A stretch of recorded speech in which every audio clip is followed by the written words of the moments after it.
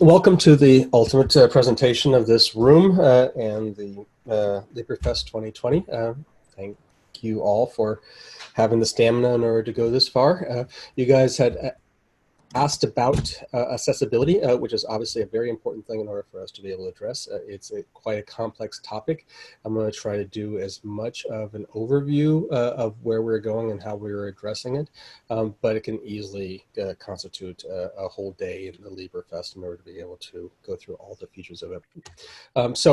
Again, let me remind you about the ecosystem that we are generating. It has a variety of different components in order to enable a synergy that's a powerful set of tools for faculty and students in order to pursue our education within the OER infrastructure.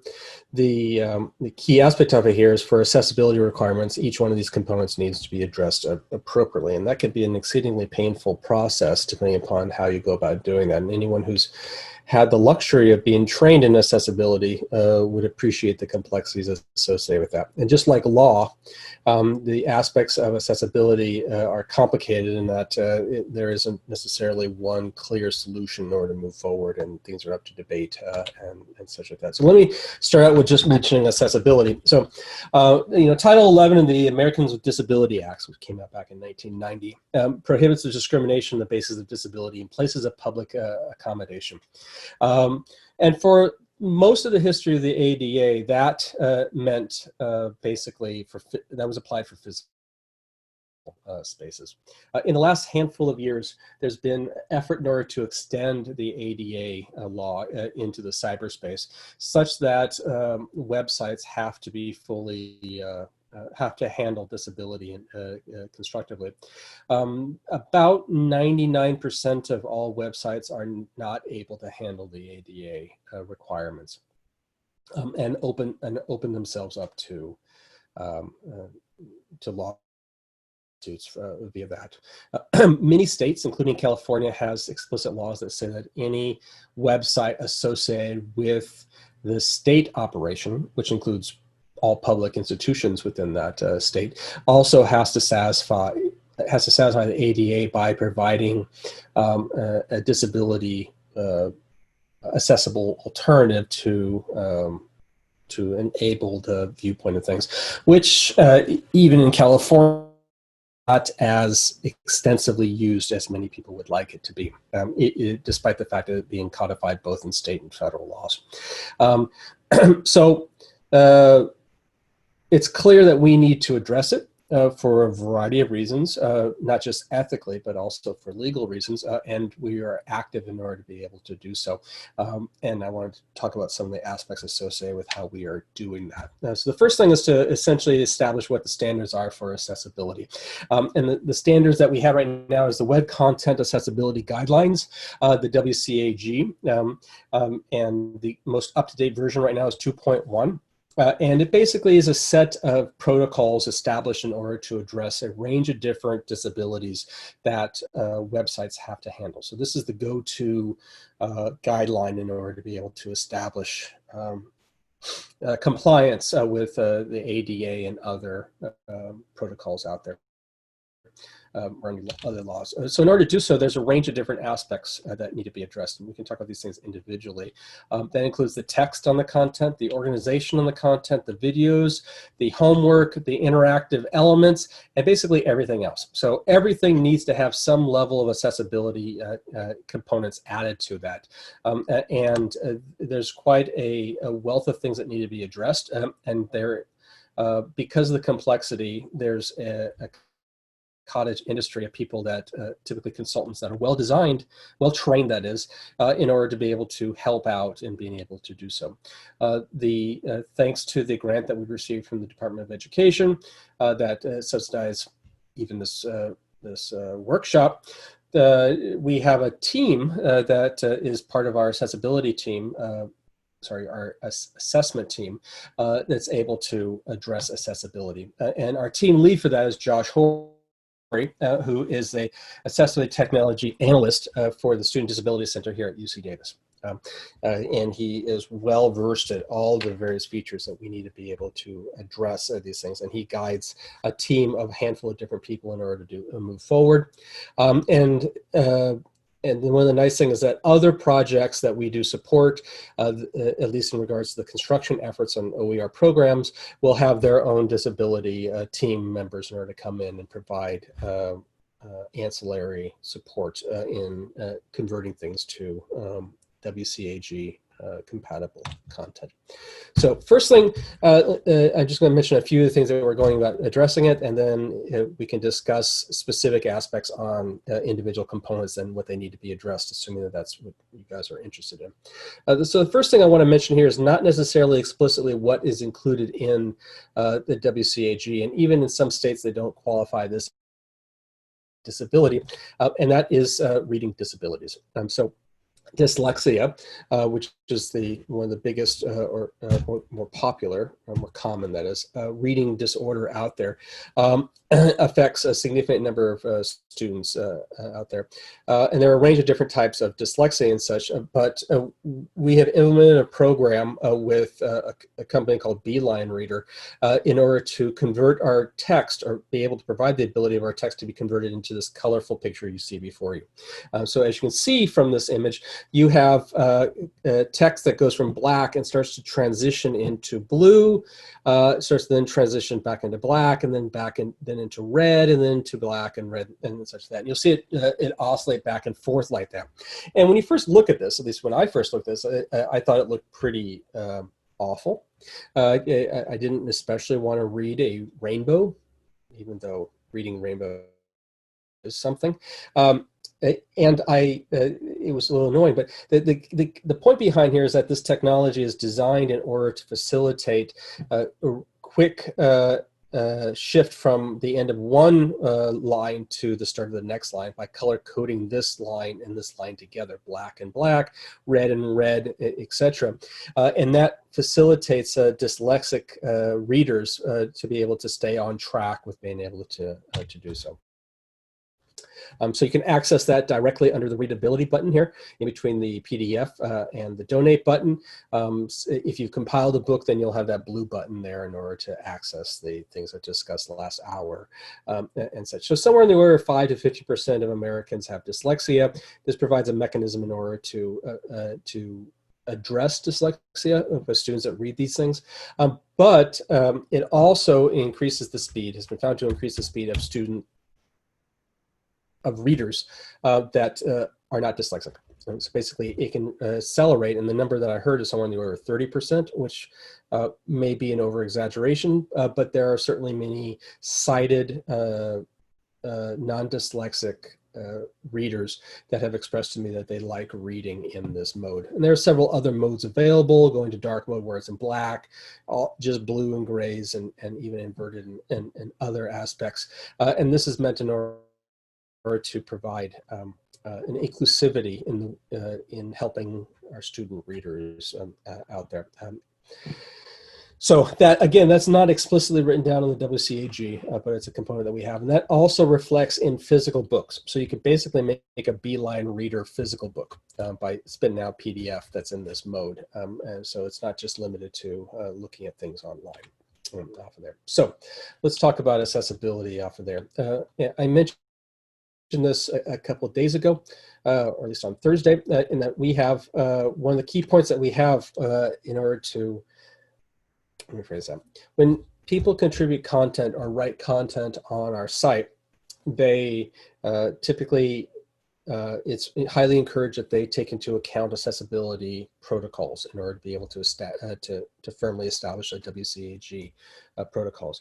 The problem is that it's a very extensive and complicated list. It takes a while in order to master, and it's typically beyond the scope of most faculty writers that are just writing something and throwing it on. It's not saying it's not important in order to master for many people, but it takes a while in order to do so, and it can oftentimes there are other things that may be of more importance in order to focus on. And so in order to do that, we wanted to be able to build a system up that can support faculty in order to construct content that is accessible. Now, the traditional way of systems that are designed in order to do that is to establish a accessibility checker. So if you're in Canvas, they oftentimes have an accessibility checker that you can press on the button and identify issues that you need to find on a specific page.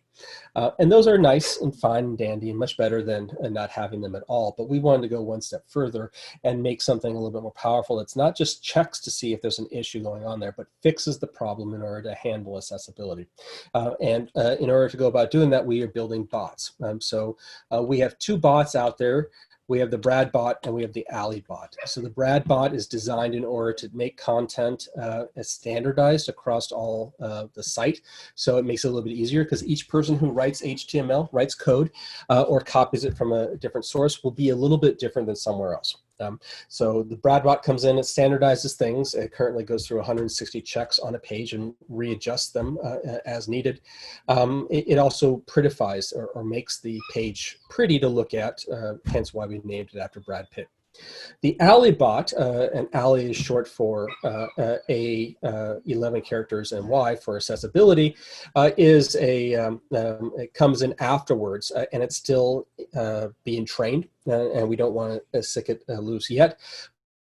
But it's essentially then saying, okay, now things are standardized. It starts to access and say, okay, well, what do you need to add here? What do you need to add there? And do everything that you can do with a computer that doesn't require human intervention in order to satisfy the accessibility rules, and make the bot do that. So it's an exceedingly powerful way in order to go about doing these things and make this a much more productive, powerful approach in order to maintain and sustain sustainability. The benefit also from this approach of this bot intervention is that it provides opportunities for us to implement when new protocols are coming in. When WCAG goes from 2.1 to 3.0, we can tweak the bot in order to be able to go through and start to modify them appropriately. We're very excited about this approach because we think this is the smartest way in order to go about doing it, rather than dealing with things individually here and there. But one of the issues that we've had is essentially how to train it to make it work right, so it doesn't just clean and make things pretty, but actually does something sophisticated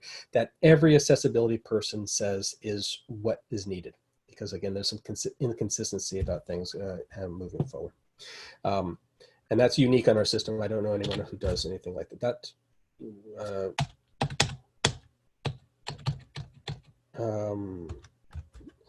I thought I had a few more slides. Maybe maybe it's not there. So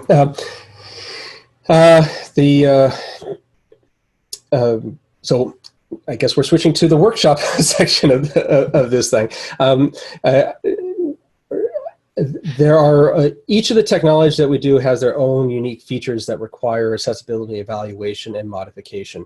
So Christina Moon mentioned quite extensively during her H5P discussion with Bob Belford in terms of the issues that she and the rest of the California community colleges had to do in terms of evaluating the H5P problems and identifying only 2 of the 30 types of problems satisfies the criteria that the ASCCC, the Associated Senate of the California Community College System, decreed. Other systems will have maybe more lenient standards in terms of being able to do these sort of things. So that's what our accessibility team is designed to go out doing. Josh Horry has a team of undergraduate students that are largely going through and tweaking and improving and fixing things and identifying what we need to train in order to be able to make the bot move forward off of things. He's also in the process of building a VPAT in order to make an established infrastructure for confirmed compliance with accessibility and a few other issues that are there. But this is very much an active component of our site and something that everyone takes advantage of, or anyone can take advantage of that works in the system. So it's rare that I'm ever fast, but I think that was about what I had to say. Let me ask a question, answer a question here, and then we can address this question by question, because there's probably specifics that we can talk a lot about, and I just didn't want to give a massive infrastructure play. Okay, so Brittany says, working on a course book, when I'm finished within the Brad bot and Alibra goes through it, will that potentially change the formatting and look of the page I've created? It will change the formatting and the look, but the look will be very, very minor. It mostly changes the HTML code behind the scenes off of it. The only time that it ever changes the things on the that you can see are things like some empty spaces here and there, or other things that we try to avoid it. So I can even show you that, which I should. Now currently the bots are only controlled by the development team, because the bots, if they run amok, they'll start going through and just destroy everything. So this is our bot server, or a part of our infrastructure, and we can do a range of different things that we can modify. One is find and replace. Now that sounds kind of trivial, but the technology behind the find and replace infrastructure is based off of what's called regex, or regular expressions. It's an exceedingly powerful system up in order to be able to do things. Like, for example, we can make this code right here, which looks very messy, it can be used in order to convert images into a filing infrastructure, so you have a caption always next to an image and it's all tied together. Or you switch to something else like making all tables responsive, and that's relatively simple. Or other things off of that. This provides us excellent capabilities to be very surgical in the training of the bots in order to handle only when certain things are done, and you don't need to worry about interfering with other stuff. The dead link killer. So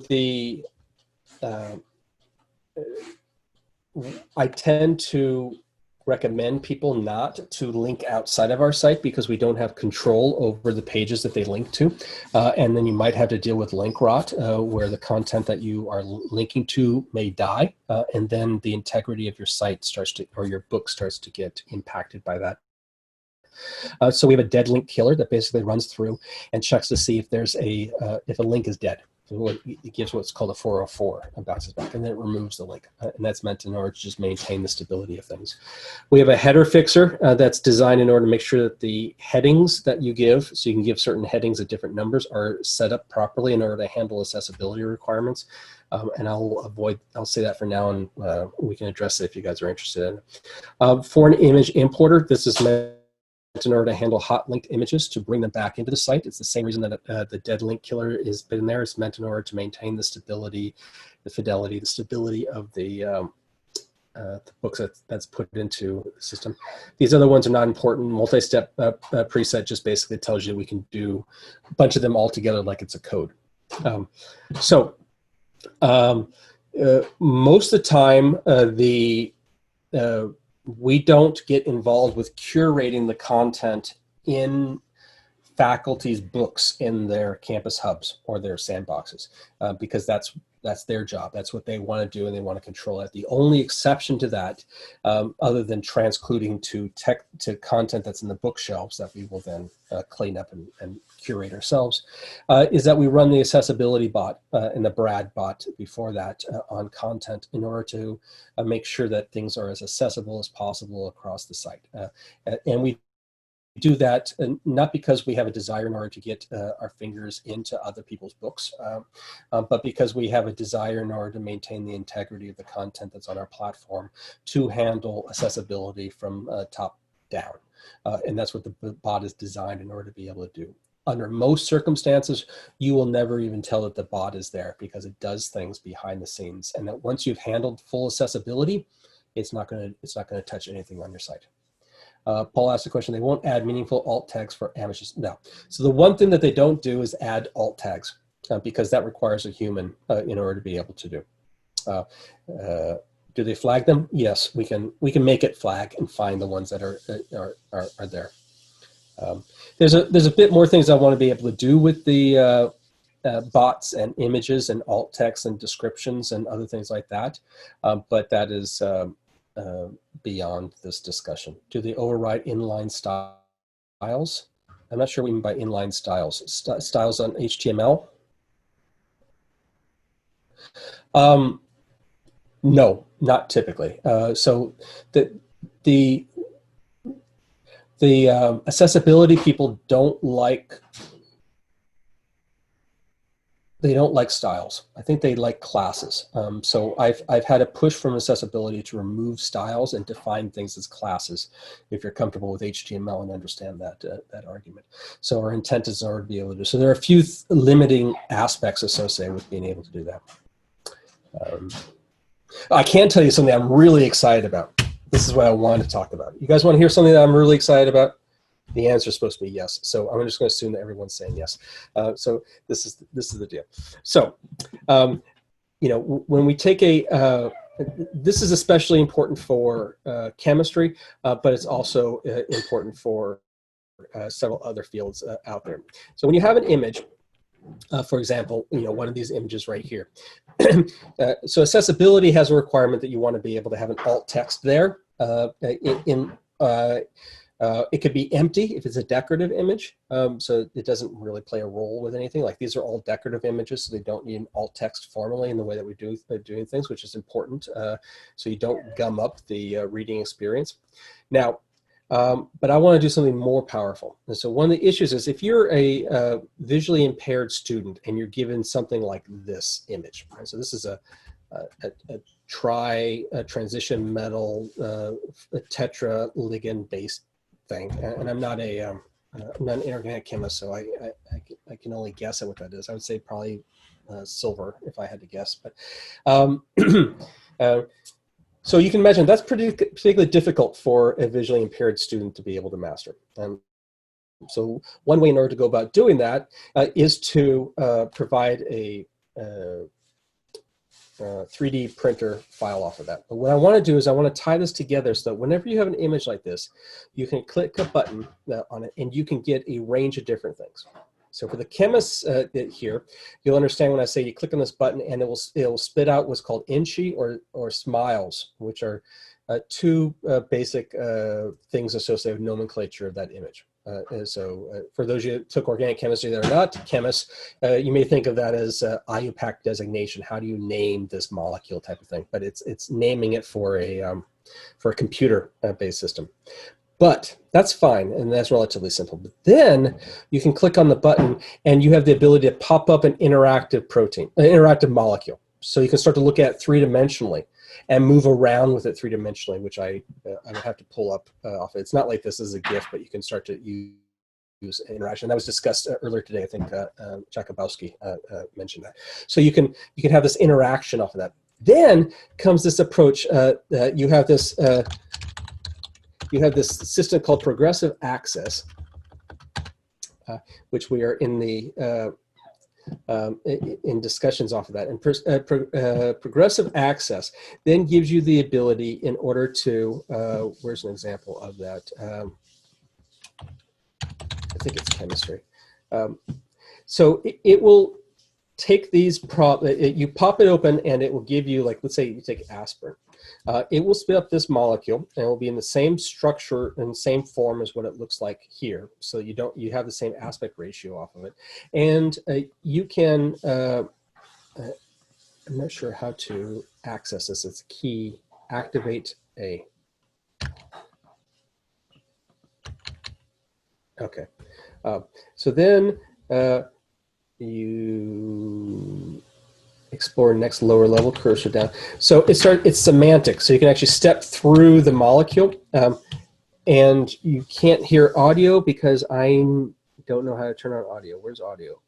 Toggle language, subtitles, deactivate. Where's audio? It was on here. So it will say it. I'm not entirely sure why it's not doing it. And you can cycle through the actual protein, and because it's describing it semantically, it provides the opportunity that blind students can actually build the molecule in their head dynamically. I'm really stoked about this aspect.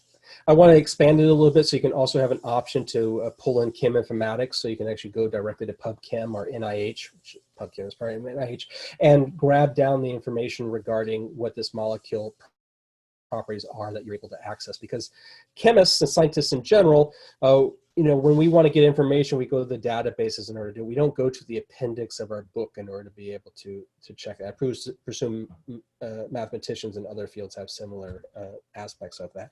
So we want to be able to provide the experience that professionals do in the community that they're in to the students, because that's really what we should be training them to do. I think this is really cool. I'm very excited about that, and I can't believe I didn't talk about this. I didn't write this down in the presentation and such. So I have no problem talking about any specific aspects that you guys have for accessibility, or what we're doing in order to address it, or what should be done in order to address it. But that was an overview of the sort of things that we're doing. The take-home message, if you don't have any specific aspects of that, is that we're committed to accessibility, and we're moving forward in terms of making our content accessible and ensuring that all content that's put on our site, whether it happens to be in the bookshelves or in the course area, meets those accessibility requirements. Unfortunately, we have the resources and the talent to be able to do that.